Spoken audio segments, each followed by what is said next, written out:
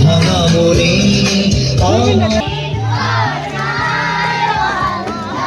হিন্দু কি মুসলমান একে আল্লাহৰ ফৰমান ওৰ মন থেকে কি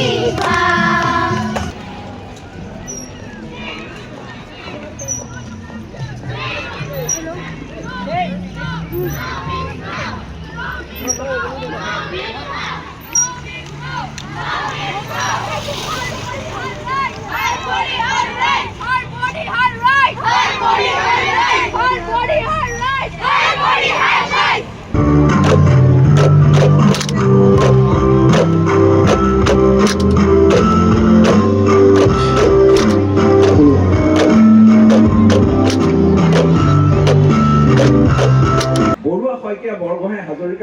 হাজৰিকা দাস এইসকল চিনাকি হুছেইন আহমেদ শ্বেখ এইবিলাক অচিনাকি আৰে কোনে কৈছে গ্ৰন্থমেলালৈ আহি আচলতে মই অতিকে অভিভূত হৈ পৰিছোঁ বহু কথা ভাল লাগিছে মোৰ নিজৰ ভাষণত ইতিমধ্যে মই কৈছোঁ যে গ্ৰন্থমেলাৰ জৰিয়তে গোটেই অঞ্চলটোতে এক ধৰণৰ শৈক্ষিক আৰু বৌদ্ধিক এটা আন্দোলন গঢ় লৈ উঠিছে আৰু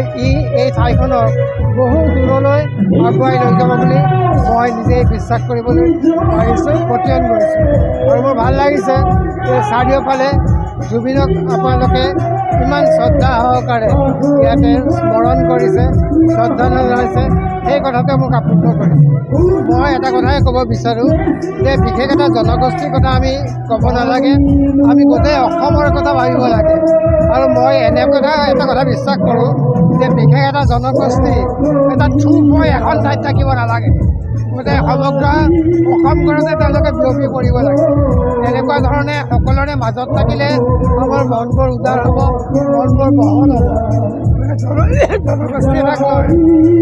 ৰাজনীতি কৰাটো উচিত নহয়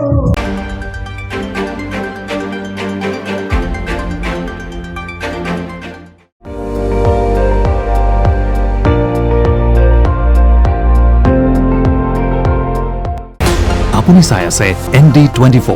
সৰ্বশ্ৰেষ্ঠ নহয় সৰ্বোত্তমৰ দৌৰত